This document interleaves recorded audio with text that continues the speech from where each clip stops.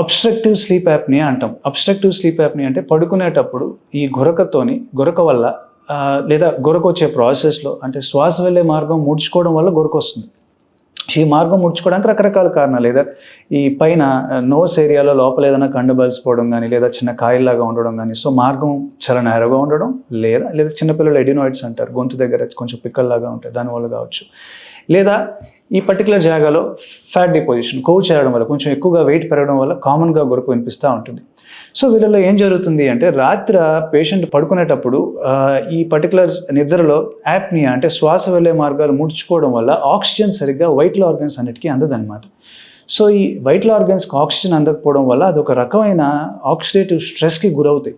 So దానివల్ల ఏమవుతుందంటే శ్వాస ఎక్కడైతే రక్తనాళాలు ఉంటాయో రక్తనాళాల్లో బ్లాక్స్ ఫామ్ అయ్యే ఛాన్స్ చాలా కామన్గా కనిపిస్తుంది. వెంటనే ఇలా గురక రావడం వల్ల హార్ట్ అటాక్ లాగా కాదు, కానీ కొన్నాళ్ళ పాటు సివియర్ స్లీప్ యాప్నియా ఉన్న వాళ్ళలో ఏమవుతుందంటే ఖచ్చితంగా రక్తనాళాల్లో బ్లాక్స్ రావడం వల్ల గుండెకి సంబంధించి హార్ట్ అటాక్లు కానీ, ఎరిథమియా అంటే ఇర్రెగ్యులర్ హార్ట్ బీట్ కానీ ఇట్లాంటి లక్షణాలు చాలా కామన్గా ఉంటాయి. దీంతో పాటు మెదడుకు సంబంధించిన రక్తనాళాల్లో క్లాట్స్ ఫామ్ అవ్వడం వల్ల స్ట్రోక్ అంటే పెరాలసిస్ లాంటివి రావచ్చు. దాంతోపాటు బ్రెయిన్ కొంచెం స్లో డౌన్ అవుతుంది, మెమొరీ ఇష్యూస్ వస్తాయి.